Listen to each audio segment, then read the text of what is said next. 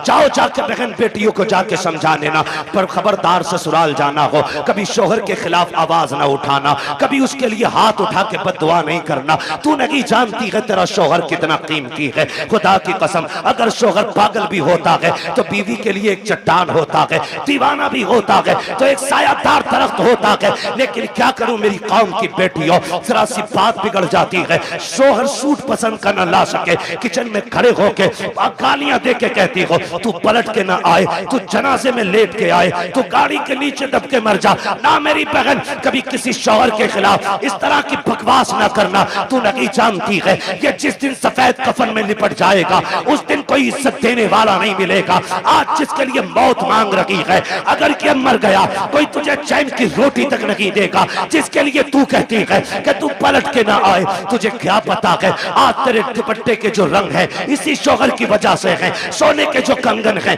इसी शौहर की वजह से है, घर में जो तेरी हुकूमत चल रही है शौहर की वजह से चल रही है। अगर तुझे 10 बेटों पे गुमान है तो होश के नाखून ले। हमने उन माओं को देखा है जिनके घर में 12 बेटे हैं और जब तक बाप था माँ की मर्जी के बगैर एक पत्ता नहीं हिलता था, लेकिन जिस दिन से बाप गया है आज कोई माँ से रोटी को नहीं पूछता है तूने खाई के नहीं खाई है। अगर तुझसे शौहर की अनबन है तब भी इसके लिए मौत ना मांगना। अल्लाह तौफीक दे और ये परदेश जाने लगे तू मुसल्ला बिछा दे, सजदे में सर रख, दुपट्टे की झोली बना और कह मेरे परवरदिगार मेरा सरताज बाहर गया है, मैंने बेसहारा नहीं भेजा है, तेरी रहमत का सहारा दे दिया है। ए मेरे परवरदिगार मेरे शौहर को सलामत रखना, सुहागन छोड़ के गया है, सुहाग के जोड़े में मिलाना। रो के रब से कह खुदा की कसम तू रब को आवाज दे। मेरा दिल कहता है अगर रब ने सुन ली तो मौत भी उस वक्त तक जुदा नहीं करेगी जब तक परदेश से तेरे शौहर की तेरी मुलाकात नहीं हो जाए। सुभान अल्लाह सुभान अल्लाह सुभान। लेकिन सुनो जमींदारों, सुनो ठेकेदारों, सुनो अमीरों, सुनो बिगड़े हुए लोगों, उन लोगों से बात कर रहा हूं जो रुखसती के बाद बेटी की कान में कहते हैं डरिए मत, फोन कर दिए लल्ला फौरन आएगा। लिमिट में रहो, लिमिट में। किसी के बाप से बेटियां नहीं पली है, तू क्या पाल लेगा। औकात में रहा करो। मियां बीवी की अनबन हो सकती है, तुम कौन होते हो बीच में। हाँ, अगर ज्यादती कर रहा है और उसके शाहिद और गवाह हैं तो फिर बेटी को उस घर में रखना भी जरूरी है। लेकिन जरा सी बात पे उसका फोन आया और तुम पहुंच गए। पहले तलाकें कम होती थी, बुरा ना मानिएगा, तलाकें कम होती थी और तलाक की नौयत भी होती थी। जिसकी बेटी को तलाक होती थी या तो वो बाप जहर खा के मर जाता था या 8-8 दिन घर से नहीं निकलता। इतने गैरत वाले लोग थे। आज गैरत मर गई मेरी कौम की। आज बेटी को बगल में खड़ा करके बाप चीख के कह रहा डिवोर्स दे, रखनी नहीं तेरे घर में। तू कैसे बोला। वो गैरत कर, शर्म कर। बड़े बड़े बादशाहों से बेटी नहीं रखी गई, तू कौन होता रखने वाला। आज बाप तलाक के लिए खड़ा है, शर्म नहीं आती है मियां बीवी के मसले में टांग अड़ाने में। पता तेरी बेटी ज्यादा अजमत वाली है या मेरे नबी की बेटी ज्यादा अजमत वाली है। कह रहा तुझे पता ना ये मेरी बेटी है, तू लपटंट है, मेरी बेटी है ये। और सुन होगी तेरी अभी उसकी बीवी है, इसलिए आप लिमिट में रहिए। तो कह रहा डरिए मत, फोन कर दिए, चाबी गाड़ी में लगी रहती है, लल्ला किक मारेगा फट से पहुंच जाएगा। क्या करेगा पहुंच के, ज्यादा जाके थप्पड़ मार देगा, गला तो काट नहीं देगा, थप्पड़ मार देगा। शोहर के पास इतनी पावर है, उसने जहां कहा ना 3 तलाक, बेड़ा ही गरक हो जाएगा तेरा। फिर कुछ भी कर लेना, ये लौट के आने वाले जुमले नहीं। इसलिए ये ना कह खड़े, वो कह जो मेरे नबी ने कहा। फरमाया फातिमा अब तक मेरी रजा की फिक्र थी, अब मेरे अली की रजा की फिक्र करनी है। ये मेरे नबी ने बेटी को कह के भेजा। कुछ भी हो जाए मेरा अली रूठना नहीं चाहिए। और तू कह रहा डरना मत, औकात कुछ भी नहीं, 2 मिनट में अंदर करा देंगे। क्या कर लेगा अंदर करा के, बेटी का सुहाग वापस नहीं दिला सकता। और फिर कुट पिटा के बेटी वापस आ भी गई ना तो फिर उसे इज्जत नहीं मिलेगी। इज्जतों के रखवाले बने, रिश्ते बड़े अहम हैं। बेटियों को समझाओ। मौलाना आए थे, तकरीर करके गए और अपनी बीवी को डांट रहा जाके, बीवी को सुधार रहा। हमारा मुआशरा बेहतर इसलिए नहीं हो रहा कि हम ये चाहते मेरी बीवी सुधर जाए। ये कोई नहीं चाहता बेटी सुधर जाए। यहां से जाके बीवी को मत बताना, यहां से जाके बेटी को बताना कि बेटी जब तक जिंदा रहना है कनीज़े फातिमा बन के रहना। सुभान अल्लाह। मेरा चैलेंज है, जब बेटियां सवर जाएंगी तो किसी घर की बहू खराब नहीं हो सकती है। बेटियों को बेहतर करो, बेटियों को। मेरी बहन मुश्किल है जिंदगी का गुजरना शोहर के बगैर। आज बात बात में तलाक चाहिए तुझसे, नहीं। फरमाया गया जो बिला उज़्र शरी के अपने शोहर से तलाक का मुतालबा करे अल्लाह उस पे जन्नत की खुशबू हराम फरमा देता है। क्यों मांग रही हो तलाक? कहा जी मुझे सुख नहीं मिला। किसे सुख कहती है तू? कहा मुझे 10,000 का जोड़ा नहीं मिला। जैसे कल्लन की बीवी के कंगन है वैसे मैंने नहीं पहने, जैसे अच्छन की बीवी का सूट है ऐसा आज तक मुझे नहीं मिला। और तू इसे कहती है सुख, कहती है इसे सुख ये नहीं है, सुख इसे कहते हैं चटनी से मिल जाए शुक्र अदा कर खा के सो जा। अगर तेरा शोहर तुझसे राजी है तो तू सबसे बड़े सुख में है। और तू सोने के लुक में खा, तेरा शोहर तुझसे नाराज है तो तू सबसे बड़े दुख में है, सुख में नहीं। सुख किसे कहते हैं? सुख किसे कहते हैं? सुख ये होता है तुझसे तेरा परिवार राजी रहे। मर जा। कहती नहीं मैं रहना ही नहीं है जी, मैंने इनसे जोड़ा मांगा, इन्होंने मुझसे कहा मेरे पास कुछ नहीं है। मेरी बहन कान खोल के सुन, देख तो सही, अगर दौलत सबसे बड़ी चीज होती तो मेरा नबी सबसे ज्यादा दौलत अपनी बेटी के जहेज में देता। तुम्हें हिसाब देना पड़ेगा। खातूने जन्नत ने इतना सुना, मुसल्ले का कोना छोड़ दिया। कहती है अब्बा मुझे दौलत नहीं, मुझे पैदा करने वाले रब की मोहब्बत की जरूरत है। क्या बात है भाई, जिंदाबाद। इसे सबसे बड़ी अमीरी कहते हैं, इसे सबसे बड़ा सुख कहते हैं। किसे कहते हैं? देवबंद मिल गया देख के दे दी, पैसे वाला था गाड़ी लाया था, यहाँ भी कुछ नहीं, आग लगे तेरे दामाद में। सीधी सी बात है। ओ भाई पैसे देख के दे दी। हुजूर ने जिसके हाथ में हाथ दिया था बेटी का, वो इतना गरीब मक्के का अली है कि जिसके पास मेहर देने का भी पैसा नहीं था, उसके हाथ में। और बेटी से क्या कहा था? फातिमा उस अली के साथ रिश्ता किया है जिस अली से बेहतर जमीन पे तेरे लिए कोई शोहर हो ही नहीं सकता। हो किधर, जा किधर? हजरत आमीना रोई, रोई सैयदा आमीना बेकरार हो गई। मालिक बच्चा आया है लेकिन बाप नहीं रहे। रोई, दुख होता है, दुख होता है। आज सदमे, अल्लाह भला करे हमारी कौम का। और एक हंगामा है मैशर हो तो भूलूं उसको, सैकड़ों बातों का रह रह के ख्याल आता है। हमसे कहा गया सारे मौजूआत पे थोड़ा थोड़ा बोल लेना। भाई चौधरी साहब अगर सारे मौजूआत पे बोलूं तो 3 घंटे चाहिए। एक बात कम से कम इतनी तो की जाए जो उसका समझ में आ जाए कि इसमें क्या नुकसान क्या नफा है। बस आखिरी बात मैं करने लगा हूं, अल्लाह आपको सलामत रखे। टाइम 1.25 घंटे से ऊपर हो गया। बहुत गौर से मेरी बात सुनिए। हुजूर माँ के शिकम में आए, मुश्किल जिंदगी होती है एक बेवा की, और वो जिंदगी तो बड़ी मुश्किल थी।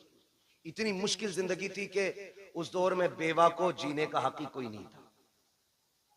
लोग कहते हैं ना क्यों मिलाद मनाते हो? इसलिए ही तो मिलाद मनाते हैं।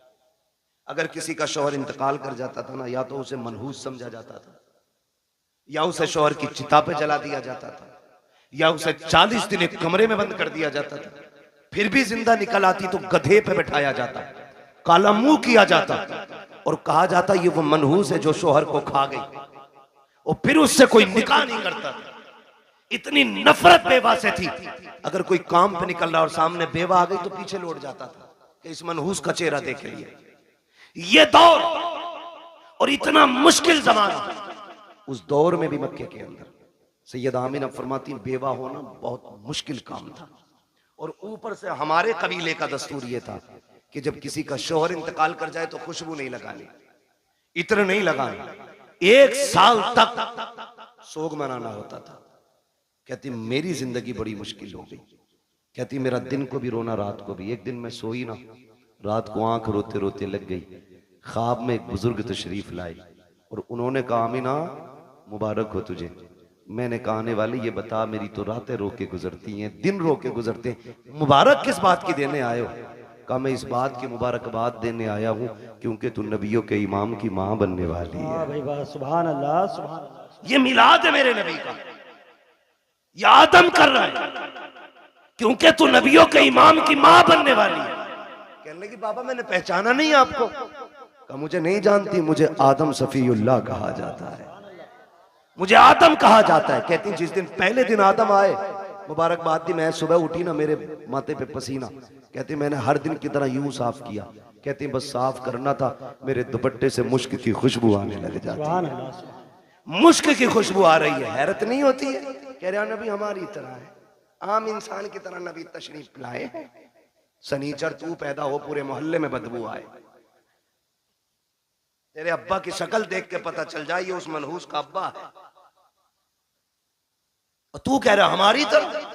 देख मेरा नबी कैसा है। ये आला हजरत ने नहीं कहा है, मुहद्दिस देलवी नहीं कह रहे हैं, ये नबी की अम्मी सैयदा आमिना फरमा रही हैं कि जब माथे पे मैंने पसीना साफ किया, मेरे कपड़े से खुशबू, अब चूंकि बेवा को खुशबू नहीं लगानी थी, मैं डर गई, मेरे दुपट्टे से खुशबू आई तो जमाना क्या कहेगा। मैं धोने के लिए दौड़ी, जब मैंने पानी डाला तो कहते दुपट्टे की खुशबू खत्म करनी थी, जो पानी दुपट्टे से निकल रहा था उस पानी से खुशबू थी, जिस जमीन पे लग रहा था उस जमीन पे खुशबू थी। का मैंने धोना छोड़ दिया, दुपट्टा समेट के रख दिया। जैसे जैसे दिन गुजरते गए, मुबारकबादियां मिलती रही, अंबिया आते रहे, मुबारकबादी देते रहे। कहते फिर वो दिन गुजरते गए, कहते जब कई महीने गुजर गए, एक दिन ऐसा हुआ कि खुशबू मेरे घर से निकली, आंगन में फैली, आंगन को पार किया, पड़ोस में गई, पड़ोस की हदों को तोड़ा, मोहल्ले में फैल गई। मैं खुशबू छुपा रही थी, लेकिन खुशबू आगे बढ़ती जा रही थी कि यहां तक के बातें होने लग गई। आमिना बड़ी अजीब खुशबू लगाती है। बात चलते चलते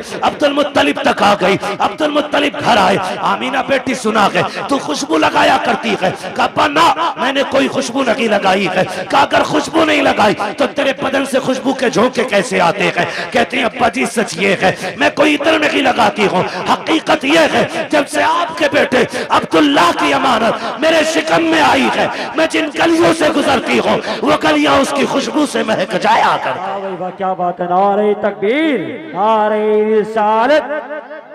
तवज्जो है ना सारे लोगों की। मैं मिलाद बयान को बहुत तेजी में बयान कर रहा हूँ। कहती है कि मेरी बात नहीं है, ये उस बच्चे की बरकत है जो मेरे शिकम में आया है। मैं गलियों से गुजरूं तो गलियों से खुशबू आती है। मुस्कुराने लगे। बेटी और भी कोई बात? कहा अब्बा और भी ताज्जुब खेज बात है। कहा क्या? का एक दिन मैं सहन में टहल लगी थी, मैंने कंकर उठाया, मैंने कहा फेंक तो चुभ ना जाए। कहती जब मैंने हाथ लगाया, ये नबी नहीं नबी की अम्मी कह रही। कौन? नबी की, बोले जरा कौन? नबी की अम्मी कह रही है, नबी नहीं कह रहे, नबी की अम्मी कह रही वो कंकर मैंने उठाया, मैं चाहूं कि फेंक दूं। कहती जब हाथ लगाया ना तो वो मोम की तरह पिघलने लग गया, मोम की तरह। कहती मेरे मुंह से जुमला निकला, या अल्लाह ये क्या मामला है, ये पत्थर पिघल रहा है, कंकर पिघल रहा है। कहती इतना कहा ना वो कंकर बोलने लगा। उसने कहा अमीना यार को तो आने दे, अभी तो छोटे छोटे पिघल रहे हैं, जब वो आ जाएंगे बड़े बड़े पत्थर पिघलने लग जाए। सुभान अल्लाह। वो कंकर मुझसे बोला। कहती मेरे ससुर मुस्कुराने लग गए। आमीना और भी बात है ना, और भी कहा अब्बा और बताऊं? कहा क्या? एक दिन मैं सो रही थी, मुझे पसीना आया ना, अचानक मेरी कमर के पीछे से ठंडी हवा के झोंके आए। जब झोंके आए मैंने मुड़ के देखा, ये हवा किधर से आ रही? मौसम में तो हवा नहीं है। कहती जब मुड़ के देखा ना तो दो खूबसूरत परियां, दो खूबसूरत चांद जैसी चेहरे वाली शहजादियां मेरी कमर के पीछे पंखे से हवा कर रही। मैंने कहा कौन हो जी, इधर किधर से? उन्होंने कहा कि हम आपकी खिदमत के लिए आए। कहा तुम्हें मक्के में तो नहीं देखा? कहा देख भी नहीं सकती। कहा क्यों? कहा हम मक्के से नहीं, हम तो रब की जन्नत से आए हुए हैं। से कहा कहा क्यों? का तेरे माथे पे पसीना आया, रब ने हुक्म दे दिया मेरे महबूब की माँ की जाके ठंडी हवाओं के झोंके पेश किए जाए। अल्लाह अकबर। नबी की अम्मी कहती है भाई ये भी हुआ? कहा और कुछ? कहा और भी है। कहा क्या? तवज्जो है, सुन लेंगे जरा 5 मिनट, जितने सुनना चाहते हैं जरा कहते हैं या रसूल अल्लाह। माशाअल्लाह, अब तो सबके हाथ उठ गए या रसूल अल्लाह। जिन्होंने हाथ उठाए आपको आपकी शहजादी का वास्ता उस वक्त तक मौत ना आए जब तक हुजूर के शहर की हाजिरी नसीब ना हो जाए। अल्लाह सबको सलामत रखे। कहती बेटी और भी कुछ? हाँ अब्बा और भी कुछ। सुने देखो वो फजीता खोर भी याद रखना, नबी हमारी तरह, और मेरे नबी की शान भी सुनना। मिलाद वालों मुबारकबाद के लायक हुजूर की मिलाद कर रहे, मुबारकबाद के लायक। कहती है अब्बा जी रात को ना होता यह है कि कभी कभी आप चले जाते हैं ना, पानी खत्म हो जाता है घर में। क्या हो जाता है? पानी खत्म हो जाता है। सुन रहे हैं ना मेरे भाई? वक्त ज्यादा तो नहीं हुआ मेरा, अभी है मेरे पास वक्त, अभी टाइम है। अल्लाह सबका टाइम बढ़ा दे। बड़े हल्के से आमीन आमीन कह रहे हो, दिल भरा रखा है ना बढ़ा रहे तो जो है ना सारे लोगों को। बेटी और कुछ? हाँ, कभी कभी आप चले जाते हो ना हरम शरीफ पानी पिलाने के लिए, वो घर में कभी कभी ऐसा होता है आप पानी घर का भी ले जाते हो। अम्मी मुझसे कहती है आमीना पानी भर ला, ये नबी की अम्मी कहती मैं बर्तन लेती हूँ और कुएं पे जाती हूँ। लड़कियां मुझे देखती हैं खड़ी रहती हैं, बेटी क्यों? तो जब मैं चली जाती हूँ ना तो उन्हें डोल रस्सी डालनी नहीं पड़ती। क्या मतलब? अब्बा मैं जाती हूँ और मैं कुएं के किनारे खड़े होती हूँ और झांकती हूँ ना तो पानी छलांगे मार के किनारे पे आके खड़ा हो जाता है, किनारे पे आके खड़ा हो जाता है। अब्बा जी सब यूं बर्तन भर लेती हैं, किसी को रस्सी डोल की जरूरत नहीं पड़ती। बेटी फिर तुम? अब्बा सबसे बाद में मेरी बारी आती, फिर मैं पानी भरती हूँ और जब मुड़ के चलती हूँ फिर पानी नीचे जाता है। अब्बा बोलता है पानी जब नीचे जाता है तो पानी बोलता है। हाँ अब्बा पानी नहीं। जब मैं वापस आती हूँ सारी बच्चियां लड़कियां आती हैं, मैं पीछे रह जाती हूँ, तो जब मैं चलती हूँ ना तो जो बड़े दरख्त हैं वो भी सजदे में गिर जाते हैं, जो छोटे पौधे हैं वो भी गिर जाते हैं। अब्बा पत्थर भी बोलते, कंकर भी बोलते। बेटी क्या बोलते? कि अब्बा जी वो बोलते मैं सुनती हूँ। तो अब्दुल मुत्तलिब कहते हैं बेटी तुम उनकी आवाज सुनती हो? कहा हाँ। उनकी बोली समझ लेती हो? कहा जी अब्बा समझ भी लेती हो।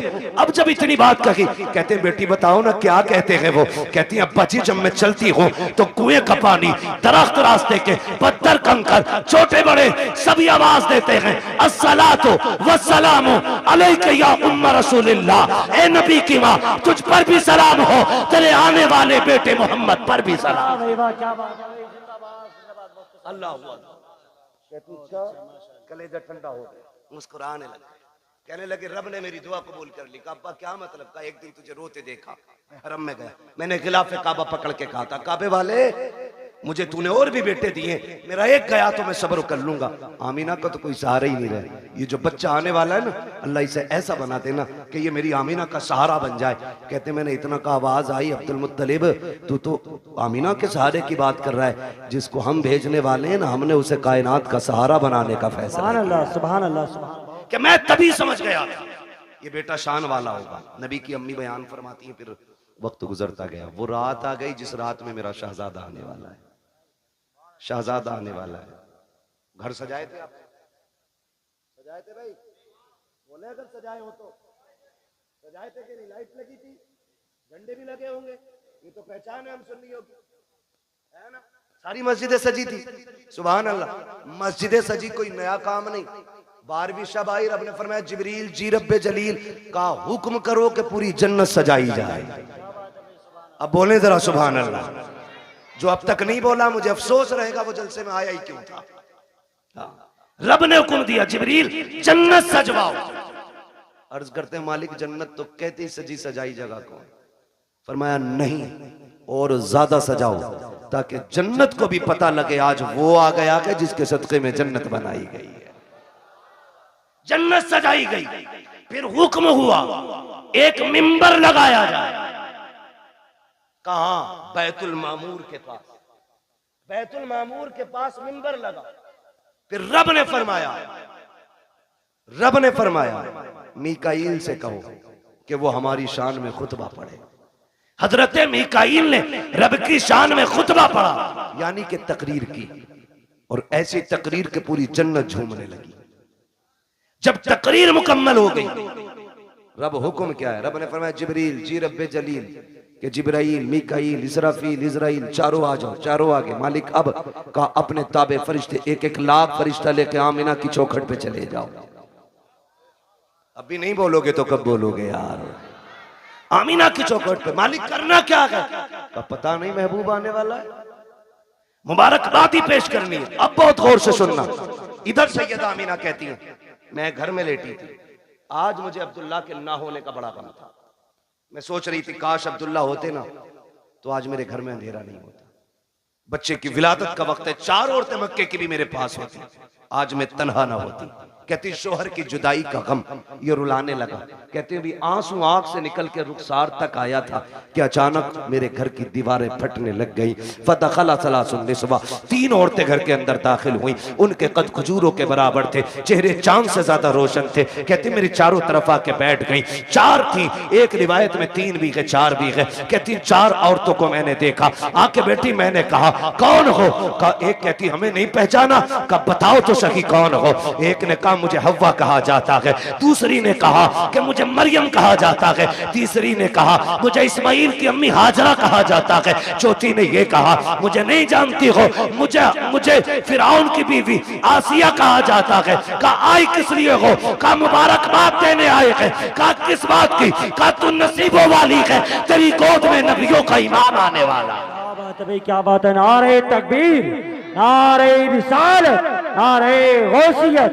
बस का तेरी गोद में नबियों का इमाम आने वाला। फरमाती वो मुबारकबाद दे के चली गई। कहती फिर ख्याल हुआ काश कोई तो औरत होती जो मेरा मन बहलाती, जो हिम्मत बढ़ाती। कहती अचानक मेरे घर में रोशनी फैली। वो रोशनी सर की तरफ से आ रही थी। मैंने मुड़ के देखा ना, एक चांद से चेहरे वाली खातून खड़ी है। मैंने कहा कौन हो जी, इधर कैसे आई हो? कहने लगी आमीना हम जमीन से नहीं, हम तो जन्नत से आए हुए हैं। कहा कौन हो? कहा जन्नत की हूरों की मलका हूं। आई क्यों हो? कहा रब ने तेरी दाया बना के भेज दिया है। तू जो रोई थी तन्हा है, अकेली है, कोई नहीं है। कहा तेरी खिदमत के लिए मैं हूं आमीना, बता खिदमत क्या करनी है? सैयदा कहती है मुझे दूध का प्याला पेश किया गया। आसमान के सितारे इतने करीब मेरे आंगन में आ गए, मुझे डर लगने लगा कहीं ये टूट के न गिर जाए। और वहाबी जी, और देवबंदी जी, और सहारनपुर वालों, और थाना भवन वालों, लगाओ फतवा खुदा पे। ये तो आसमान पे चमकते थे, आज नीचे क्यों आ गए? मशीयत का नकीब कहता है लगाए आसमान पे थे, लेकिन आज महबूब आ रहा है, नीचे उतार के बता दिया आज की रात की जैसी कोई रात नहीं बनाई गई। अल्लाह 12वीं शब में तारे नीचे उतार दे। पेट में दर्द नहीं होता, सुन्नी 2 चिराग जला ले, आग लग जाती है। हाँ तवज्जो है ना सारे लोगों? कहती सितारे नीचे आगे मैं डर गई। कहती फिर मेरे घर में परिंदे आए, इतने खूबसूरत। कहती कुछ परिंदे हरे रंग के थे, सुर्ख चोंचे थी, कुछ ऐसे थे रंग फरिश्तों के, उनके परिंदों के सुर्ख थे, चोंचे हरी थी, उनकी चोंचों में मोती थे, मोती थे मोती। कहते मेरे बिस्तर पे डाले, मेरे आंगन में डाले, मेरा घर नूरून अला नूर हो गया। इधर इधर की तैयारी, उधर देखो जिब्रील को हुक्म दिया लेके चले जाओ 1-1 लाख फरिश्ता आ रहे हैं। कह रहे मालिक इजाजत मिली, आने लगे तो सुनो जिब्राइल, मीकाईल, इसराफील ये आगे, इजराइल रुक गए। तुम नहीं गए? मालिक थोड़ी सी क्लियर करनी है एक बात। कहो क्या बात है? कहा मालिक ड्यूटी बड़ी सख्त है, मुझे तूने मलकुल मौत बनाया और ड्यूटी इतनी है कि मेरी ड्यूटी इतनी सख्त है कि मौत ना 1 मिनट पहले आ सकती ना बाद में आ सकती। मैं चला गया, मेरी ड्यूटी का क्या बनेगा? आज भी मुझे कितने बच्चों को माओ की गोद से लेना, कितनी औरतों को बेवा बनाना, कितने बच्चों को यतीम करना, कितने घरों का सहारा मुझे उजाड़ना। मालिक बताना मैं गया ड्यूटी का क्या बनेगा? रब ने फरमाया मलकुल मौत जानते हो कि नहीं? कहा क्या रब जलील बताना। रब ने फरमाया सुनो, जब तुम किसी माँ का लाल लाते हो तो माँ तड़पा करती है, किसी बच्चे से बाप लेके आते हो तो बच्चे दीवारों से लग के रोते हैं, किसी घर का सहारा लेते हो तो बेटियां तड़पती हैं, किसी औरत का सुहाग लेके आते हो औरतें रोया करती हैं। जानते हो मलकुल मौत आज हमारा महबूब आने वाला है और हम नहीं चाहते हैं किसी के घर से रोने की आवाज आ जाए, इसलिए जाओ आज हमने मरने वालों को जिंदगी बख्श दी है और हमने तुमने महबूब की खुशी में तुम्हारी भी छुट्टी कर डाली। आज मरने वालों को भी जिंदगी की खैरात मिली। और मुहद्दिसीन फरमाते जिस दिन हुजूर आए उस साल में जितने भी बच्चे पैदा हुए रब ने सारी माओं को बेटे ही अता किए थे। महबूब की खुशी ने रब ने पूरी कायनात में बेटे बांट दिए। मौलवी बिरयानी बांट दे तो कहता है शिरक, अल्लाह ने तो बेटे ही बांट दिए। पूरी कायनात को बेटों का तोहफा दिया रब ने। कितने दिन तक? 1 साल तक बेटे ही मिलते रहे सब। तवज्जो है सारे लोगों की? बात खत्म करने लगा हूं बस। कहती है ना फिर सारे फरिश्ते आ गए और फरिश्ते कह रहे मालिक अकेले अकेले जाना? कहा नहीं आज जुलूस लेके जाना है। और एक दूसरे को मुबारकबाद देते हुए जाना, फरिश्ते एक दूसरे को मुबारकबाद देते हुए आ रहे। इधर कहती हैं, फरमाती हैं ना, फिर मेरी बारगाह में दूध का प्याला पेश किया गया, एक प्याला पेश किया गया, था कैसा? कहती हैं शहद से ज्यादा मीठा, मुश्क से ज्यादा खुशबूदार, दूध से ज्यादा सफेद और बर्फ से ज्यादा ठंडा। कहती मैंने घूट पिया, कहती हैं जब घूट पिया मेरे दुख तकलीफें सारी खत्म हो गई। फरमाती हैं फखरजा मिन्नी नूर, फिर मेरे बदन से नूर निकला। हैरत की बात है ना, नबी की अम्मी तो कहती है मेरे बदन से नूर आया गए, वहां भी कहता नबी हमारी तरह गए। आला हज़रत ने क्या गलत कहा? तेरी नस्ल पाक में गए, बच्चा बच्चा नूर का, तू है ऐने नूर, तेरा सब कराना नूर का। कहती फिर नूर निकला। वो कहती जब नूर आया ना, मैंने देखा मेरा शहजादा कैसा है, देखूं तो सही, हर माँ चाहती है मेरा बेटा कैसा है, आंख कैसी है, नाक कैसी है, कान कैसे। कहती मैंने भी देखना चाहा। कहती जब लम्मा नजर तू, जब मैंने अपने बेटे को देखा, कहती मकहूलन, पहली नजर मेरी उसकी आंखों पे पड़ी तो मेरे लाल की आंखों में सुरमा लगा हुआ था, मदहूनन, बालों में तेल लगाए हुए हैं, मगसूलन, गुस्ल करके आ रहे हैं, मुअत्तरन, मुअत्तरन, खुशबूदार पैदा हो रहे हैं। फरमाती है ताहिरन, साफ आ रहे हैं। कहती मकसूरन, नाफ कटा हुआ है, मखतूनन, खतना शुदा पैदा हो रहे हैं। अगली बात कहती है आते ही मेरे लाल ने काना साजिदा, सजदे में सर रखा, मैंने कान लगा के सुना, मेरा बेटा कह रहा था रब्बे क़ब्ली उम्मती, रब्बे क़ब्ली उम्मती। जमीले कादरी कहते हैं रब्बे क़ब्ली उम्मती कहते हुए पैदा हुए। रब ने फरमाया कि बख्शा अस्सलातो है जी। रुक के आखिरी बात कह के बात खत्म कर लूं, इंशाल्लाह कभी जिंदगी रहेगी यहाँ से आगे की बात तो फिर बयान कर लेंगे। लेकिन शर्त ये भाई, नीचे करो थोड़ा सा, टाइम से नंबर दे, 11 बजे माइक दे देना और 12 बजे अपना ले लेना, ठीक है? इंशाल्लाह कभी टाइम से गुफ्तगू होगी। हुजूर तशरीफ लाए, कायनात मुस्कुराने लगी, बातें बहुत सी हैं। हुजूर आ गए, हुजूर आए, इधर मेरे हुजूर ने सजदे में सर, उधर काबा झुक गया। आला हज़रत फरमाते हैं जिनके सजदे को महराब काबा झुकी, उन भवों की लताफत पे, जोर से, उन भवों की लताफत पे लाखों सलाम। और फरमाते हैं पतली पतली गुले कुद्स की पत्तियां, उन लबों की लताफत पे लाखों सलाम। ये क्यों झुक गया काबा, ये क्यों आ गया रुकू में, क्यों सजदे की तरफ दौड़ा?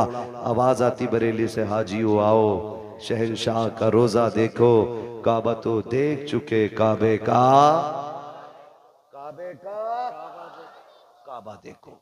हुजूर आए, कायनात मुस्कुराने लगी। हुजूर मुहद्दिस देलवी फरमाते हैं जिस जमीन पर हुजूर की विलादत का तज़किरा होता है, अल्लाह 1 साल तक उस जमीन पे अपने करम की बारिशें फरमाता है। जिस मोहल्ले, जिस बस्ती में हुजूर की विलाद होती है ना, अल्लाह 1 साल तक उस बस्ती से मुसीबतों को दूर फरमा दिया करता है। इतनी बड़ी बरकतें हुजूर की विलादत के तज़किरे की हैं। आला हज़रत फरमाते हैं हश्र तक डालेंगे हम पैदाइश मौला की धूम,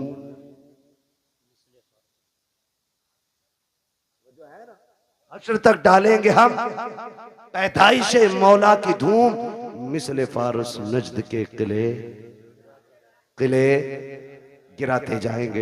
हुजूर की विलादत का महीना है। एक बात याद रखिएगा, इस बार गुजर गई है, आखिरी बात आपसे कह रहा हूँ, अल्लाह तौफीक दे अगली बार घर सजाए ना तो सिर्फ अपना नहीं सबका सजना चाहिए। यही मिलाद वाले का पैगाम, सबका घर सजना चाहिए। तूने 5000 की लाइटिंग की है ना, तो 2000 की उतार के गरीब भाई की चौखट पे डाल दे। क्या यार हुजूर सिर्फ मेरे नहीं तेरे भी तो है ना, तेरे भी आंगन में हुजूर की आमद की खुशी लगनी चाहिए। और ऐसा नहीं कि रुक जा, तेरे से अच्छा करके सजाऊंगा और सारी लड़ी और टिमटिमा रहा हूं, इसमें सवाब नहीं गुनाह मिलेगा। किसी का दिल तोड़ के मिलाद नहीं मनाना है, दिल जोड़ने के लिए मिलाद मनाना है। करेंगे इंशाल्लाह ऐसे ही, सारे वादा करें इंशाल्लाह। और हुजूर की विलादत का दिन आए ना, मीठा तकसीम करो, लंगर करो, खिलाओ, जात मत देखो, बिरादरी मत देखो, खिलाओ, ताकि दुनिया गैर मुस्लिम भी खा के जाए ना उससे कि यार खा ले आज, ना पूछ, ताकि उसे पता चले जब उनका मिलाद आता है ना तो सबका पेट भराया जाता है। ठीक है ना? चलूं आगे। सारे हुजूर के गुलाम हैं, जितने गुलामी का दावा करते मोहब्बत से कहते हैं या रसूल अल्लाह।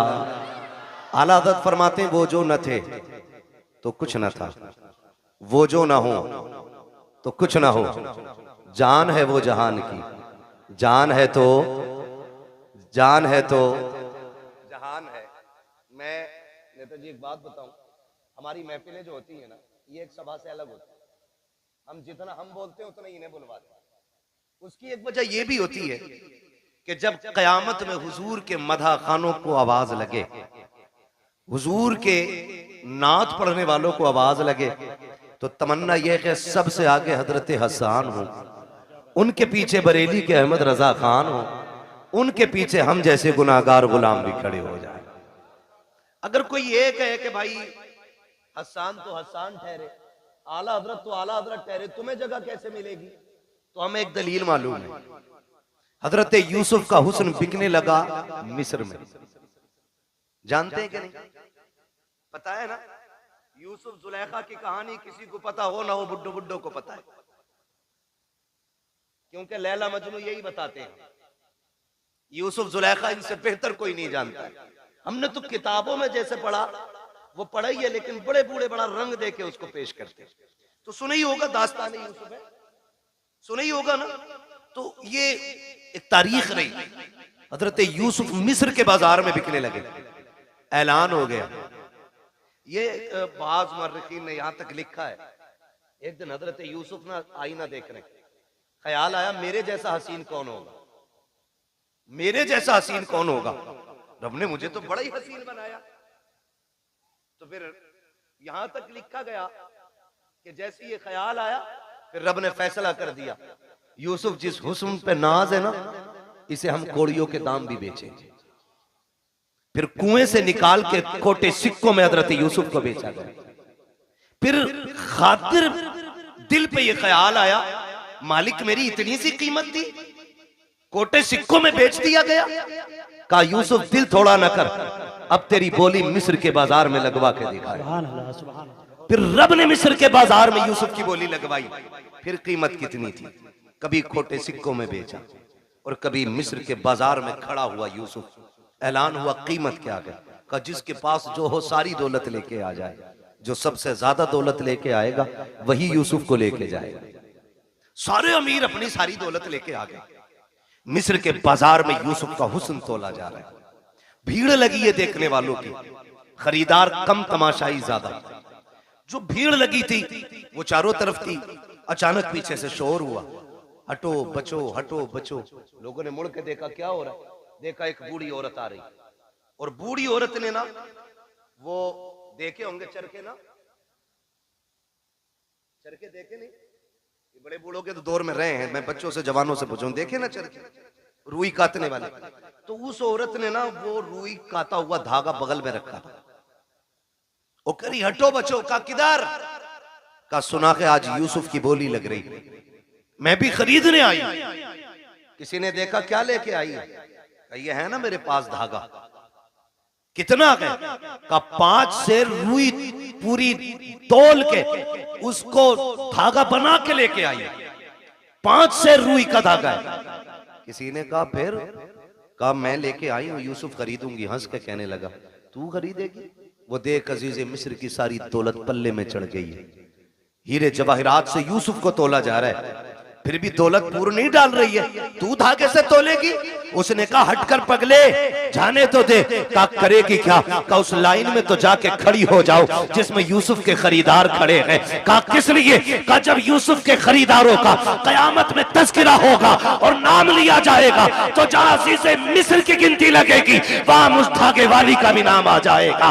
जहां उनके खरीदारों में दौलत वाले आएंगे वहीं धागे वाले भी खड़ी हो जाएगी, ताकि ये तो पता चले जहां दौलत वाले यूसुफ से प्यार करते थे वहां ये गरीब बूढ़ी भी मेरे यूसुफ से प्यार करती है। भाई क्या बात है, नारे तकबीर, नारे रिसालत, नारे गौसियत, मसलके आला हजरत, नारे तकबीर, नारे रिसालत।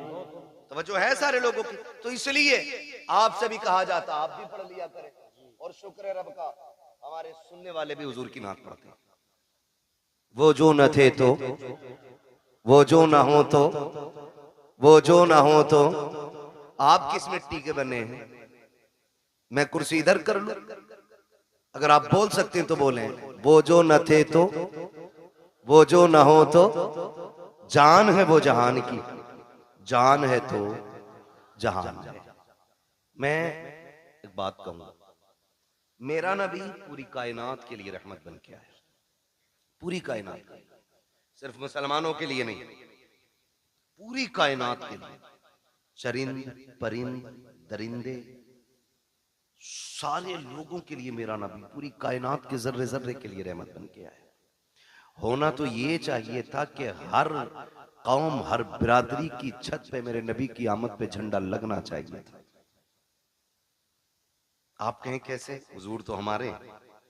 सुने, आप दुनिया देख लें और उसूल देखें। मैं पूरे चैलेंज के साथ कहता हूं, आज किसी घर में अगर बेटी मुस्कुराती है ना तो वो एहसान मेरे नबी का है। आज अगर किसी घर के अंदर माँ बेटे को थप्पड़ मार के खड़ी हो जाए और बेटा सर झुका के खड़ा रहे, माँ से कुछ नहीं कह रहा है ना, तो ये कमाल माँ का नहीं, कमाल मेरे नबी का है। अगर आज बाप बेटे को बीच चौराहे पे जूते से मारे और बेटा गर्दन झुका के मुस्कुराता रहे ना, तो इसमें कमाल बाप का नहीं है, इसमें कमाल रसूल पाक का है। इसलिए कि मेरे नबी ने ना माँ बाप का एहतराम सिखाया है। अगर आज हम माँ को उसकी जूतियों को सर पे रखने में जिंदगी की महराज समझते हैं ना, तो वो दिन दूर नहीं, भूले नहीं हमें जिस दिन मेरे नबी ने कहा था अल जन्नतु तहता क़दामी उम्माहातिकुम, तुम्हारी जन्नत तुम्हारी माओं के कदमों के नीचे रखी गई है। तब से लोगों ने, कायनात ने माँ का एहतराम करना शुरू किया। और जब बाप का मामला था तो यही दुनिया, यही तारीख और यही समाज, यही लोग, यही हड्डियां, यही खून, कोई बदला नहीं ये दौर, यही सारी दुनिया थी। और बेटा बाप को बाजार में बेच देता था। मेरा नबी आया और आने के बाद का लोगों, रब की रजा बाप की रजा में है। अगर रब राजी, बाप राजी है तो तेरा रब राजी है, और तेरा बाप नाराज है तो तुझसे तेरा पैदा करने वाला खुदा भी नाराज है। तो तब से बाप का एहतराम हुआ। रह गई बेटी की बात, तो बेटी को तो लोग पैर की जूती समझते थे, जिंदा दफन करने पे फख्र करते थे। मैं इसलिए कहता हूं बेटियों, कभी सर से दुपट्टा उतरने लगे ना तो मगरिबी तहजीब पे मत जाना, फैशन के नाम पे बिगड़ने की कोशिश मत करना। जब सर का दुपट्टा सड़क के कंधे पे आए ना, तो आमीना के लाल का एहसान याद करना, आमीना के लाल का एहसान। खुदा की कसम आज दिल झुकता है। लोग तालीम के नाम पे कहते हैं कि हमारी आजादी हमारा हक है, हम अपनी आजादी के साथ जी सकते हैं, दुपट्टा किसी की जिम्मेदारी से हम नहीं ओढ़ेंगे। मैं कहता हूं खुदा की कसम, जो बेटियां ये समझती हैं ना कि दुपट्टा उतारने में इज्जत है, तारीख पढ़ के देख लो, औरत जितना छुप के रहती है उतनी इज्जतदार रहती है, जितना खुल के रहती है उतना ज्यादा जलील रहा करती है। चैलेंज है हमारा, जाओ दुनिया घूम के आ जाओ। और सच्ची बात बताऊं, ये जो खड़े रहते हैं ना, जो इस्लाम के खिलाफ बकवास करते हैं, इस्लाम ने, मुसलमानों ने औरतों को कैद में डाल दिया और पर्दा दे करके उन्हें फांसी दे दी, उनका ऐसा कर दिया। मेरा चैलेंज है, ये भी जब निकाह करने चलते हैं ना, शादी करने, इन्हें भी शरीफ बच्ची चाहिए होती है, इन्हें भी शरीफ बच्ची चाहिए होती है। और शराफत की सबसे बड़ी पहचान यह है कि बच्ची की नजरों में हया होना चाहिए। यह सबसे बड़ी पहचान शराफत की है कि उसकी नजरों में हया होनी चाहिए। कितना बड़ा दाग लगाने की कोशिश की जाती है कि इस्लाम ने औरत को पर्दे में डाल के ना उसकी जिंदगी को लिमिटेड कर दिया, उसके अधिकार, उसके हुकूक छीन लिए, और ये कहते हैं कि औरत का बराबर हक है मर्द के साथ। क्या बराबरी का हक है? तो लोगों का कहना यह है कि जैसे मर्द मजदूरी करता वैसे औरत भी मजदूरी करेगी। ये नजरिया कि अगर रोडवेज मर्द कंडक्टर है तो औरत भी होनी चाहिए, मर्द ड्राइवर है तो औरत भी होनी चाहिए, का ये बराबर का अधिकार है। मैं कहता हूं गैरत आनी चाहिए। कहा क्यों? कहा तुम हमारे इस्लाम के बारे में क्या जानो। इस्लाम वो खूबसूरत मजहब है जिसने पूरी इंसानियत के मुकम्मल हुकूक का ख्याल रखा है, एक एक हक का ख्याल रखा है। लोगों ने कहा कि इस्लाम ने औरत को पर्दे में रख के पाबंद कर दिया, वो घर के अंदर 4 लोगों का खाना बनाए। मैंने कहा तुम इसे गुलामी कहते हो, आओ तुम्हारी आजादी बताऊं। कहा आजादी किसे कहते हैं कि लड़की खुल के जिंदगी जिए, जो चाहे ड्यूटी करे, उसका भी सर्विस करने का हक है। मैंने कहा चल ठीक, हम लोग अक्सर फ्लाइट एयरवेज वगैरह जाना रहता है, आप जाकर के देखो वो तमाशा औरत का बनाया गया है। हर जगह पे आपको लड़की खड़ी मिलेगी, हर जगह पे। मुल्क के अंदर लाखों नौजवान बेरोजगार टहल रहे हैं, उन्हें एक वक्त की रोटी देने के लिए तैयार हम नहीं है। किसी को पढ़े लिखे IAS IPS पकौड़ियां तलने के लिए तैयार है, लेकिन नौकरी मिलने को तैयार नहीं है। बेटियों के हुकूक के लिए लड़ने वालों, कौन से हक की बात करते हो?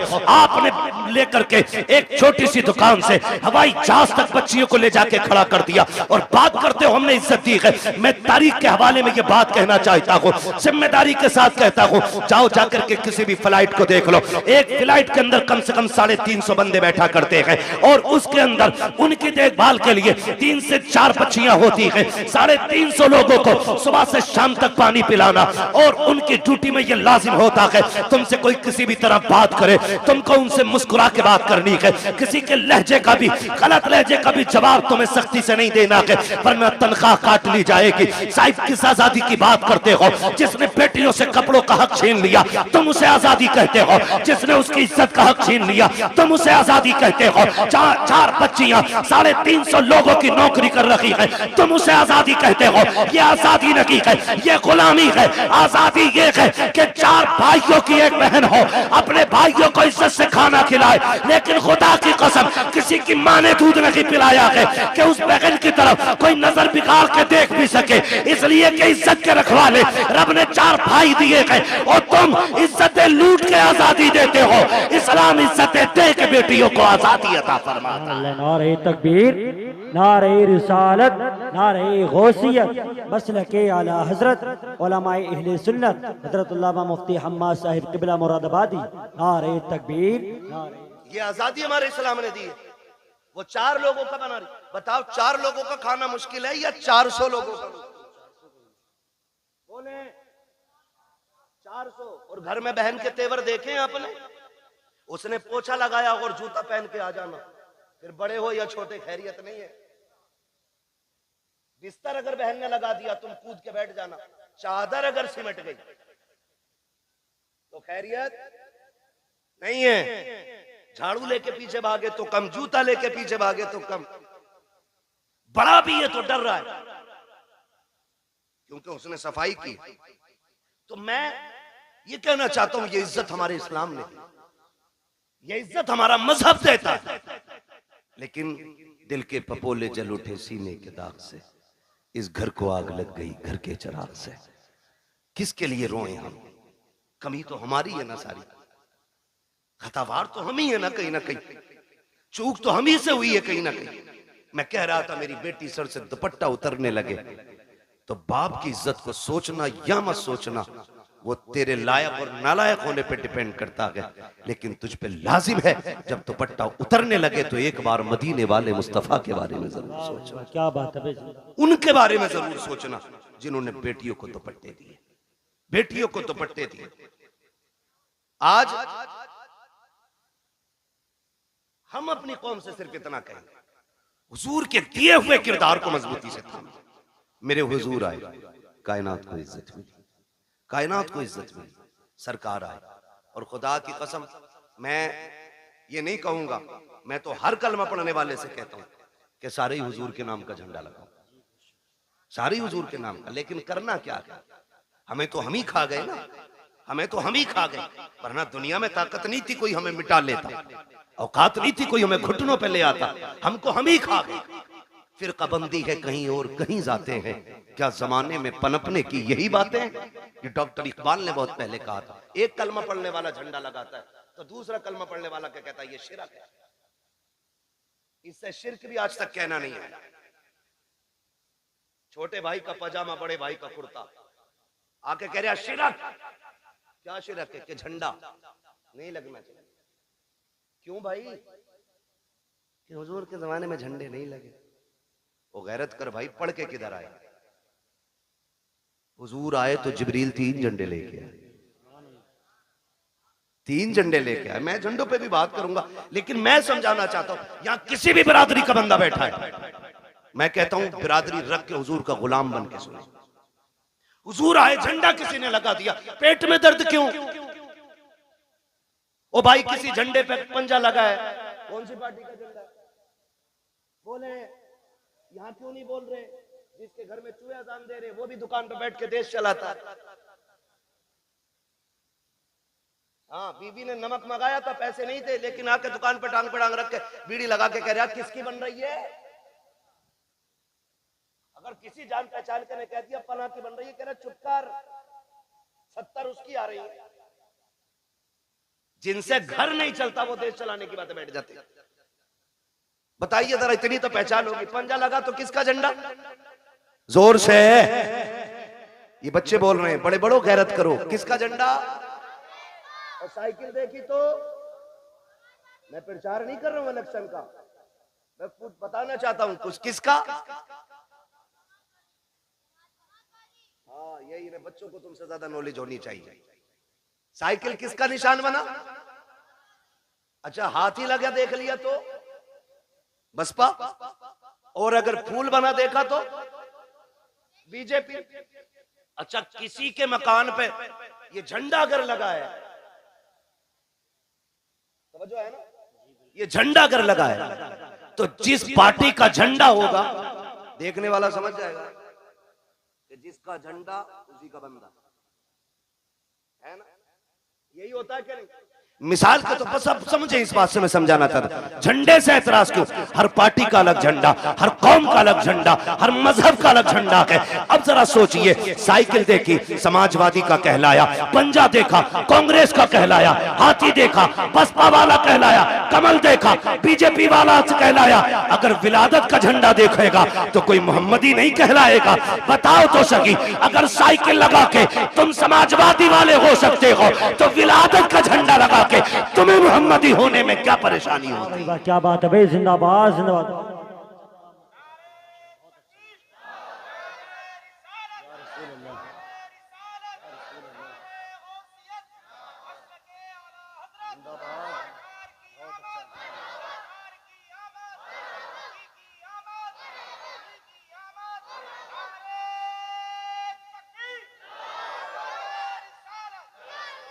ओ भाई, तो हमारे झंडे लगे, टोपी ओढ़ के मस्जिद से निकल के कह रहे हाथ में तस्बीह है। अजीब मक्कार लोग हैं, तस्बीह भी नहीं रुकती, जीभ भी नहीं रुकती। जिक्र कौन कर रहा है, किधर हो रहा भाई? बराबर कह रही है, उसके जमाने में नहीं तो ये बराबर चल रही, या तो तू झूठा या तेरी तस्बीह झूठी। हाँ तो लंबी लंबी फेंक रहे, आके झंडों में लगाना, कपड़ा खराब किया था, 3 गरीब बच्चे का दुपट्टा ही बन जाता। खुदा का शुक्र है हम मुस्तफा के मानने वाले। तू गरीब बच्चियों की लिस्ट बना के दे, हम सुन्नी लोग हैं, झंडे भी बराबर लगाएंगे, दुपट्टे भी बराबर बांट लेंगे, है क्या नहीं? हम दुपट्टे भी बांट सकते हैं, झंडे। तो मैं ये मुसीबत दुपट्टे और झंडों में ही क्यों दिखती? फजूल खर्ची है। ये जो लाइट लगी है ना, ये फालतू थी, ये नहीं लगानी चाहिए थी, नहीं लगानी चाहिए थी। मैं एक बात कहना चाहता हूँ, हुजूर का मिलाद आए तो तुझे लाइट फालतू लगती है, तुझे रोशनी फालतू लगती है, तुझे लाइटिंग गलत लगती है, तुझे झालर झूमर से तेरे पेट में दर्द होता है, तब तुझे गरीब याद आते हैं। जब तेरे बेटे के निकाह का मौका आता है, 1 दिन पहले जनरेटर लग जाता, 2 दिन बाद तक चलता है, पूरा घर सजा रहता है, तब तुझे गरीब के बच्चे क्यों याद नहीं आते हैं? जब सुन्नी के दरवाजे पे झंडा लगता है, तब तुझे गरीब बच्चियों के दुपट्टे याद आते हैं। जब तेरे बेटे के निकाह में 1.5 लाख की आतिशबाजी होती है, तब तुझे गरीब की बच्चियां याद क्यों नहीं आती हैं? पता ये चला तुझे हमदर्दी गरीब से नहीं है, तुझे नफरत फजूल खर्ची से नहीं है, तुझे नफरत हुजूर के झंडे से है, और तू ढोंग दिखाता है। खुदा की कसम, हम हुजूर की आमद पे इसलिए रोशनी करते हैं कि सारी कायनात मेरे मुस्तफा के सदक़े में बनाई गई। जिंदाबाद जिंदाबाद। अगर हुजूर की आमद पे नहीं तो फिर कुछ भी। सीधी बात, तेरा बेटा इतना अच्छा हो गया, उसकी शादी पे पूरा घर सजा ले, मेरे हुजूर की आमद हो तो 2 बल्ब ना लगा सके कि नहीं? ये किसी ने नहीं मनाया, सहाबा ने मनाया, अबू बकर ने बनाया, उमर ने मना, कहा नीचे है अभी ऊपर चल।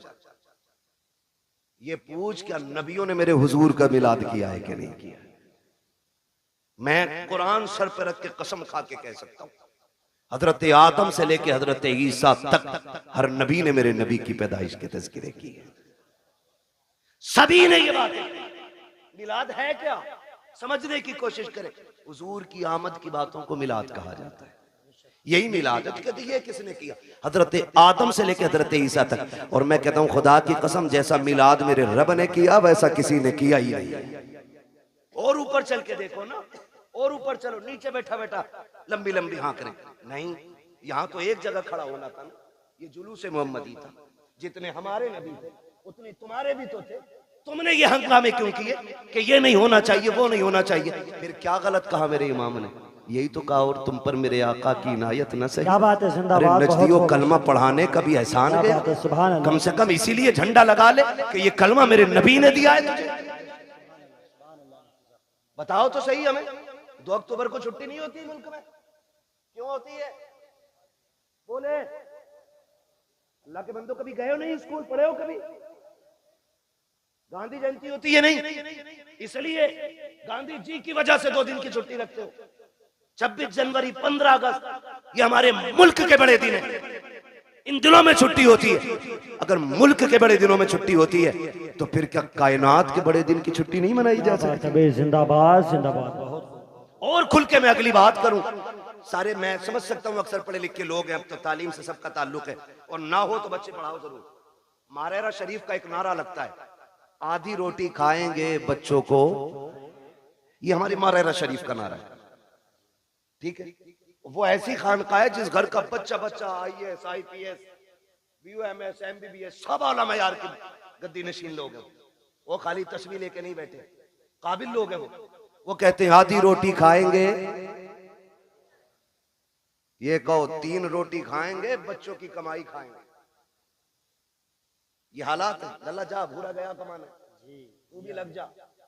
भूरा तो गया, पप्पू भी लगा दिया। हाँ, और फिर जब यही बड़े हो के जराइम की दुनिया में कदम रखते हैं ना, कहते हैं मौलवियों ने बेड़ा गर्क कर दिया, फिर जिम्मेदार मौलवी हो जाता है। इमाम साहब समझाया नहीं था जुम्मे में, तू 18 साल बिगाड़ने में लगा है, इमाम 18 मिनट में संभाल देगा।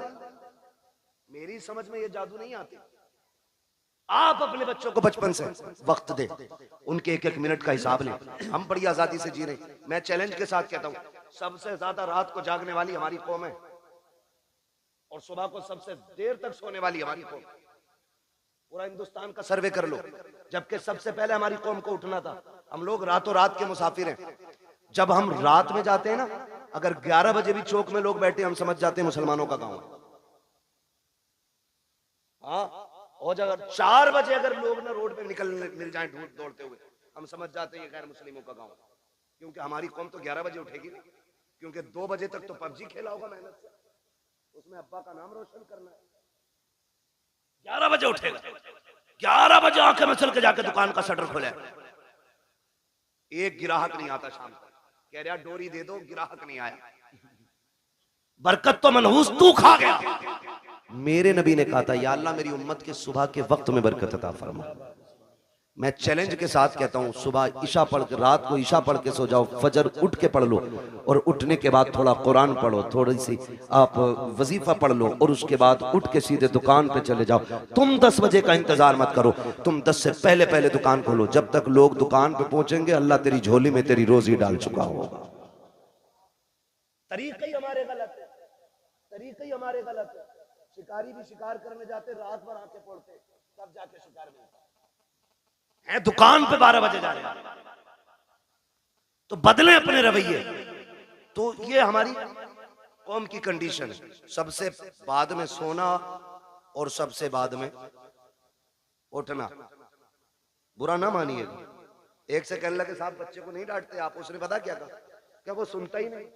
तुम बात करियो, हमने कहा अल्लाह क्यों 2 बजे तक पबजी खेल रहा, कहीं पागल हो गए, तो कह रहा 1 बजे तक तो मेरे अब्बा भी चलाते मोबाइल। अब बताओ सुधरेगी ऐसे कौन? एक कहावत है बड़े बूढ़ों की, खरबूजे को देख के खरबूजा रंग बदलता है। तो ऐसे हालात बनाओ आप कि आपके बच्चे एक दूसरे को देख के पढ़ें, आगे बढ़े। एक कह रहा पबजी में तू कहां पहुंच गया, तो बता रहा मैं वहां पहुंच गया, तो अपना आप और उससे आगे जा रहे। गलत नहीं कह रहा हूं। 9-9 साल के इतना बड़ा मोबाइल लिए नाली पे मिलेंगे बैठे हुए, नाली पे। भाई इसको उधर घुमा दो थोड़ा सा, इसकी हवा नुकसान दे रही है। नाली पे बैठे मिलेंगे मेरी कौम के नौजवान, नालियों पे बैठने की उम्र है।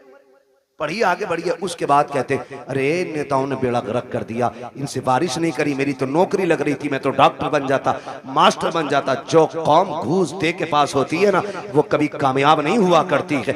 मेहनत करो, खुद एड़ियां रगड़ो, और जो एड़ियां तुम्हारी रगड़ी जाएंगी, जो उससे पानी निकलेगा, खुदा की कसम वो चश्मा तुम्हारी आखिरी सांस तक चलता रहेगा।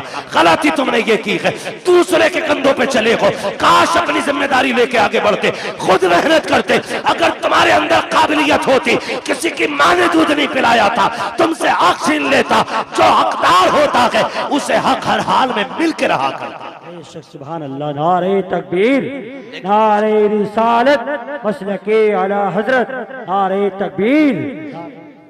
पढ़ोगे इंशाअल्लाह? कितनी जोर से इंशाअल्लाह कह रहे हो, अल्लाह तुम्हारी इंशाअल्लाह में बरकत दे दे। हाँ तो भैया देखो, सीधी सी बात है, मैं आपको एक बता दूं, सुनना बहुत गौर से मेरी बात। एक है कानून कुदरत और एक है कानून फितरत। दोनों चीजें याद रखें। कानून कुदरत में माफी है, कानून फितरत में माफी नहीं। कानून कुदरत यह है कि तुमसे गुनाह हो गया है, एक दिन मुसल्ला बिछा के रो दो रब के आगे। वह इतना बड़ा कादिर मुतलक है, तेरी पूरी जिंदगी के गुनाह एक लम्हे में माफ कर सकता है। यह है कानून कुदरत। लेकिन एक है फितरत। वो क्या है? कानून फितरत यह है कि ट्रेन आ रही है 120 की स्पीड से और तुम यूं खड़े हो जाओ कि अल्लाह चाहेगा तभी मरेंगे, नहीं चाहेगा नहीं मरेंगे। वो आई और छींचड़े बखेड़ गई, फिर कहने लगो अल्लाह ऐसे ही चाह रहा था। ये फितरत है। आप स्पीड वाली गाड़ी के आगे खड़े होगे तो नुकसान पहुंचेगा। आप भरे दरिया में हाथ पैर बांध के डाल दो किसी को, और फिर कहो भाई कुदरत के ऊपर छोड़ दिया हमने। किसी को डेग में बंद करके पानी भर के नीचे से आग लगा दो और कहो जी कुदरत है, मरेगा मर जाएगा, बचेगा बच जाएगा। तो फितरत क्या है? बचना नहीं है ना। तो ये फितरत है। इसी तरह फितरत का ये भी कानून है, जो पढ़ेगा वो आगे बढ़ेगा, वरना आने वाले दौर में अनपढ़ों से नाली भी साफ नहीं कराई जाएगी। बिजनेस तो छोड़ो, बहुत बड़ी बात है, नालियां नहीं साफ करते और भीख भी नहीं मिलेगी। हालात इतने बदल गए। बब्बू भाई एक आया गाड़ी के पास, कहने लगा देखो, मैंने कहा टूटे नहीं है, QR कोड निकाला, कह रहा इस पे कर दो। ये भिखारियों ने तरक्की की है और हमने, अब्बा पे 18 थी, अल्लाह ने किस्मत से 3 बेटे दे दिए, 6-6 बीघे रह गई। और फिर अल्लाह ने उनको अगर 2 दे दिए, फिर 3-3 रह गई। और अगर उनके 2 हो गए, आगे रोड पर। ये कंडीशन है। पढ़ो, आगे बढ़ो। भीख में तुम्हें कुछ नहीं मिलने वाला। हक के लिए लड़ना पड़ता है, लड़ना पड़ता है। और तुम्हारी क़ियादत नेता नगरी, अल्लाह तुम्हें सलामत रखे, लाल रुमाल डाल के ना ऐसा बना फिर जा मंत्री। चले जाइए थाने को, थाने वालों ने सबसे ज्यादा उसे ही पूछा। उसे पता है ना ये खाली 4 लोगों का ही नेता। ये भी जानते हैं जिसके पीछे 4000 आदमी होंगे उसको इज्जत मिलेगी, जिसके पीछे 4 आदमी होंगे उसे इज्जत नहीं मिलेगी। तो 4 का ना बन, 4000 का बन। क़यादत कर, मजबूत कर, चोली और आंख में चोली खत्म कर, शान का कायद बन। कायद देखना है तो देख मेरे नबी के उमर को, जब कुर्सी पे बैठा तो शेर बकरी भी एक जगह खड़ी थी। पावर ये आपकी अपने अखलाक की बुनियाद पर पैदा होगा। आप जो है ना थोड़ा सा बदलें अपने आप को। हर 4 आदमियों में तो एक नेता है, हर 4 आदमियों में। कहां है भाई? कह रहे वो नेताजी बताएंगे। कौन है नेताजी? अरे इनके बड़े भैया। और उनके चचा के घर गए, कहां है तुम्हारे बेटे? है ना वो नेताजी के साथ गए, पता चला उनका भी बड़ा वाला नेताजी है। उनके ताऊ के घर गए, कहा के उनके भी एक बड़ा नेताजी है। ये क्या कर रहे हो भाई? तो बदले अपनी रविश और सोच। डॉक्टर इकबाल ने कहा था कि मोहम्मद से वफा तूने तो हम तेरे, ये जहां चीज है क्या लो कलम तेरे। आप पढ़ेंगे ना तो आपको मालूम होगा ना आपकी पावर क्या है, आपकी ताकत क्या है। हम कभी जीतने के लिए अक्सर लड़ते नहीं इलेक्शन, हम हराने के लिए ज्यादा लड़ते हैं। ये कह रहे आप, हम तो खैर जानते नहीं इस मामले में ज्यादा, और अपना जो है ना कुछ ज्यादा वो रहता भी नहीं, ज्यादा बाहर ही रहते हैं। मैं पता ही नहीं कब इलेक्शन कौन सा हो जाता। लेकिन ये कह रहे बब्बू के अब्बा कह रहे इसे जरूर हरवाना आपके। ये हमारी कौम के हालात है। समझ रहे हैं ना? इसे जरूर हरवान, ये मैंने मिसाल के तौर पे नाम लिया, सच्ची ना लेना, मैं सिर्फ बताना चाहता हूं कि लोगों की ये सोच है तुम आप हराने के लिए क्यों, जीत के लिए आगे क्यों नहीं बढ़ते हो? जीत के लिए आगे बढ़ो, अपना हक हासिल करो। आपका एक नुमाइंदा अगर बीच चौराहे पे खड़ा हो जाए, कहते जो ये कहे वो हम कहेंगे, खुदा की कसम औकात नहीं है किसी की। अगर एसएसपी भी आके तेरे गांव के जेब कतरे को ले जाए, खुदा की कसम ये जो घरों में आग लगती है या तो तेरी लगाई है या मेरी लगाई है, आज भी वक्त है, इत्तेफाक पैदा कर लो, एक जगह खड़े हो जाओ। किसी की माँ ने दूध नहीं पिलाया है, कोई तुम्हारा बाल बेका भी करके दिखा। क्या बात है भाई, जिंदाबाद जिंदाबाद। यही सोच मेरे नबी ने तुम्हें दी। बट गए कितने सारे, इतने बढ़ गए, एक ही घर के अंदर ना दो पार्टी है, अब्बा किसी को वोट दे रहा, बेटा किसी को दे रहा, बीवी तीसरी पार्टी में। हाँ, खुदा की मिला ना विसाले सनम ना इधर के रहे ना। तो ऐसा मसला भाई, मैं प्रचार नहीं, मैं सिर्फ आपकी सफों में प्यार पैदा करना चाहता हूं। इसकी वजह से नफरतें पैदा नहीं होनी चाहिए। हाँ, इलेक्शन कोई हारे कोई जीते, छुट्टी इमाम साहब की ना, कुछ नहीं। मस्जिद मस्जिद है, ये अल्लाह का घर है, आके कह रहे निकालो, क्योंकि पिछले जुमे में मुझे सुनवाई आई थी, इन्होंने कही थी कलुआ कोई दियो सारे वोट, इमाम को पता ही नहीं कलुआ कौन था, वो छुट्टी हुई ना। हमारा दीन है, हम अपने दीन को खालिस रखें। मस्जिद में आए, इमाम से कहें वो तरीका बता जिस तरीके से मेरा नबी खाना खाता है, वो तरीका बताओ जिस तरीके से मेरा नबी पानी पीता है। हम इसीलिए तो हुजूर का मिलाद मनाते हैं, क्योंकि हुजूर आए तो खुदा की रहमतें बरसने लग गई, हुजूर आए तो कायनात मुस्कुराने लग गई। और हुजूर का मिलाद तो सबसे पहले मेरे रब ने ऐलान किया, हुजूर की विलादत की खुशखबरियां कायनात में मेरे रब ने फैलाई हैं। आप तारीख का ये बाप पलट करके देखिए, हर बंदा ये सोचता, मैं आपको समझाना चाहता हूँ, खुदारा सुने बहुत गौर से। आज ना बड़ी आसानी से जब देखा ना कि दामाद मालदार है तो नसब नहीं देखा, जात नहीं देखी, मजहब नहीं देखा, जाके ना हम डायरेक्ट बेटी डाला है। भाई मजहब तो देख लेता, देखता ये अकीदा है कि बद अकीदा है कि खुश अकीदा है। हम कुछ नया मौलाना पैसे वाला था इसलिए लड़की दे दी, लड़की सुकून से रहेगी। नहीं मेरे भाई, तूने बेटी जहन्नम में झोंक दी है, क्योंकि ये 60 साल फाके से भी कट सकते हैं, लेकिन मरने वाली बात की जो जिंदगी है वो बड़ी मुश्किल हो जाएगी। वो 60 साल की नहीं, वो दायमी जिंदगी है। इसलिए खुदा के वास्ते पैसा देख के बेटी ना दिया करो, दीन देख के बेटी दिया करो, इसलिए कि पैसे के बगैर गुजारे हैं, लेकिन दीन के बगैर गुजारा नहीं हो सकता है।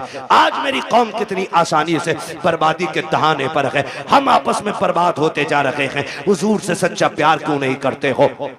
कई बार हमें भी कमेंट किया जाता है, मौलाना वहाबियों ने क्या बिगाड़ा है। मैं कहता हूं खुदा की कसम, जितनी जमीन हमारे बाप की कल थी उतनी आज भी है और उतनी कल भी रहेगी इंशाअल्लाह। हमारी न किसी ने छीनी है, न हमने किसी वहाबी से छीनी है, न किसी वहाबी ने हमारी बैंड काटी है। का झगड़ा किस बात का है? मैंने कहा झगड़ा सिर्फ इतना है, ये बेगैरत ये कहते हैं कि नबी के माँ बाप जहन्नमी है माज़अल्लाह। मुझे ये बताओ, जिसकी गोद में ऐसा शहजादा आया हो, जिसके सदके में रब ने जन्नत बनाई है, उस माँ को जहन्नम में कैसे डाला जा सकता है? हमारा झगड़ा तो इस बात का है, इन्होंने नबी के माँ बाप को जहन्नमी कहा। सुनो, हमारे बाप को कोई गाली दे हम बर्दाश्त कर सकते हैं, खानदान को कोई गाली दे हम गवारा करेंगे, मेरे नबी को कोई गाली दे ये गवारा नहीं किया जाएगा। उनके माँ बाप को कोई बुरा भला कहे ये गवारा नहीं किया जाएगा, इसलिए कि हमारा ईमान ये है, जमीनो जमा तुम्हारे लिए, मकीनो मका तुम्हारे लिए, चुनीनो चुना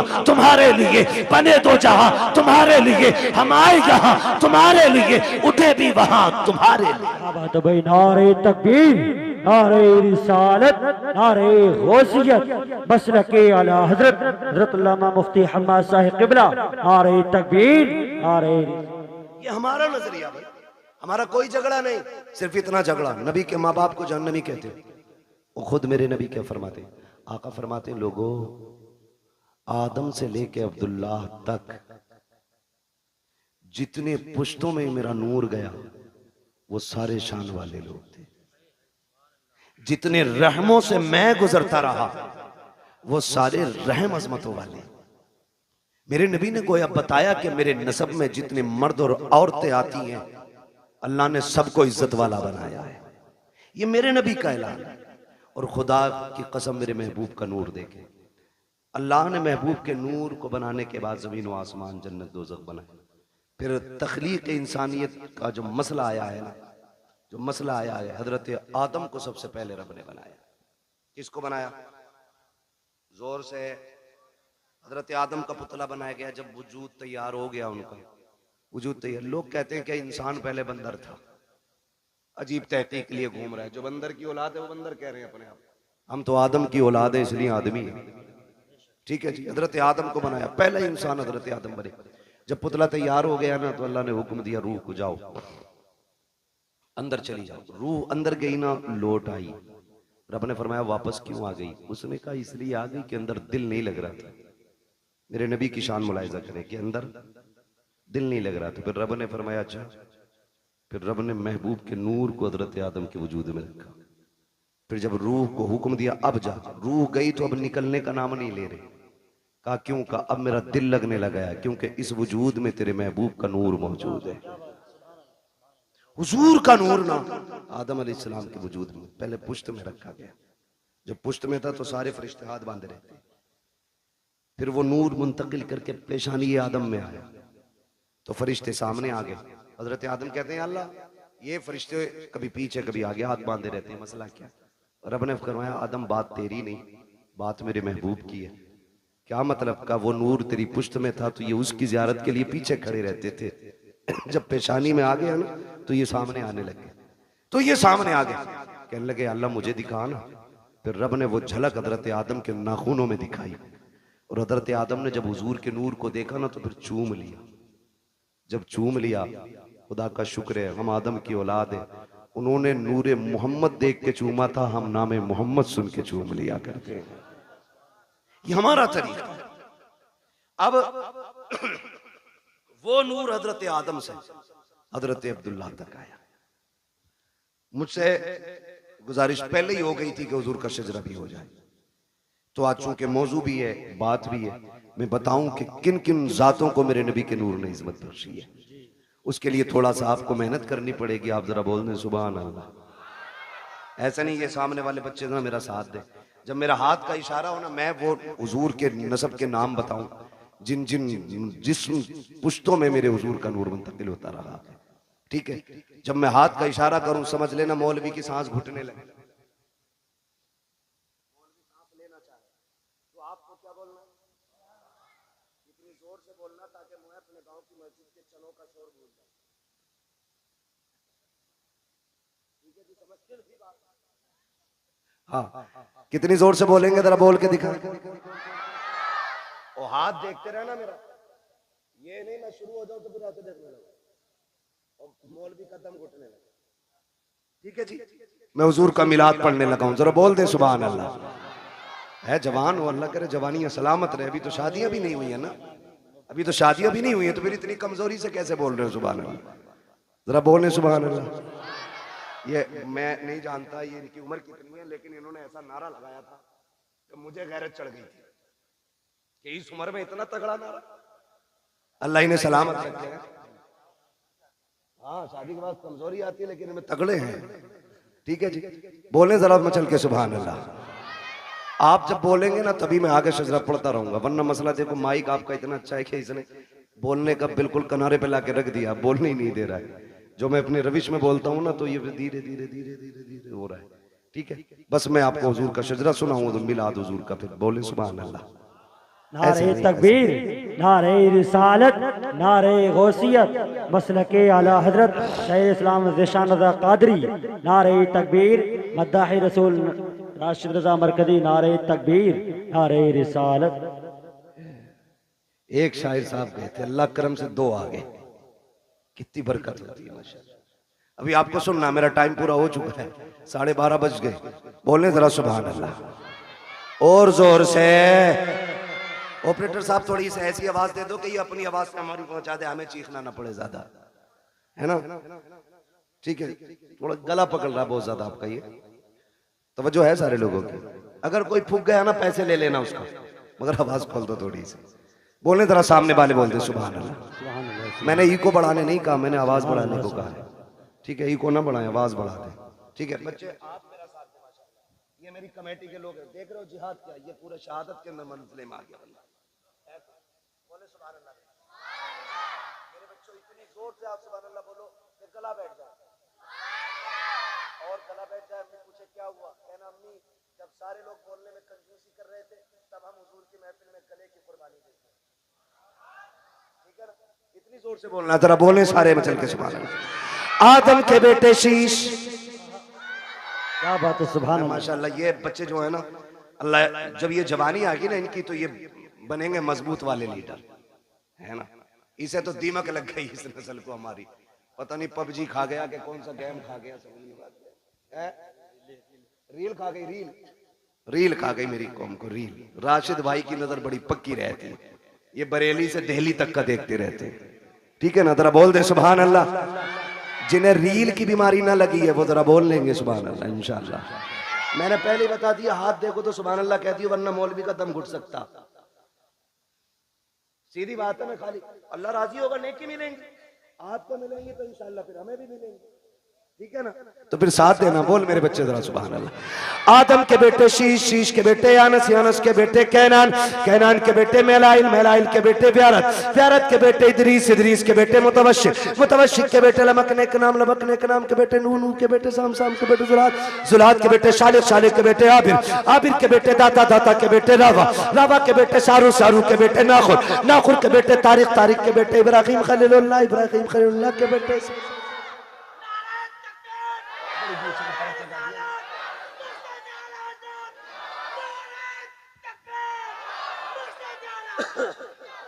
है जी, अल्लाह सलामत रखे। दीवाना इसे ही कहते हैं, दीवाने को तहकीर से दीवाना ना कहो, दीवाना बहुत सोच के दीवाना बना है ना।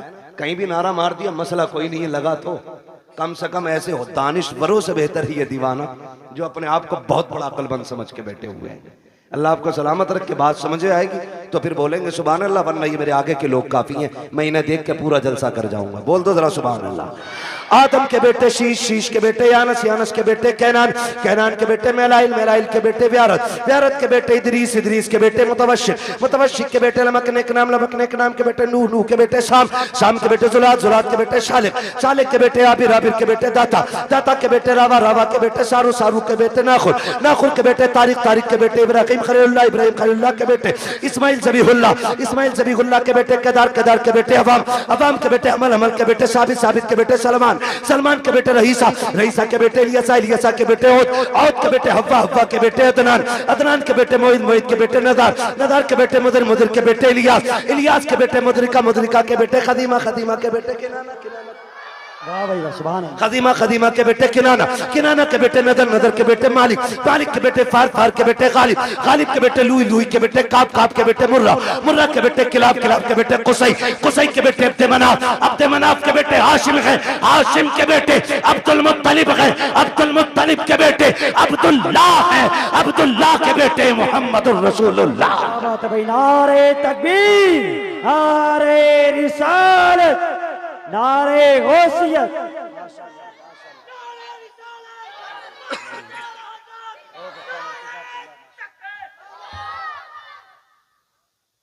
तवज्जो है सारे लोगों की? अब तो बोल दे जरा सुभान अल्लाह और जोर से। अब जरा तवज्जो कीजिए प्यारे, ये नूर हजरत आदम से हजरत अब्दुल्लाह की पुश्त में आया। हजरत अब्दुल्लाह का निकाह सैयदा आमिना से हुआ।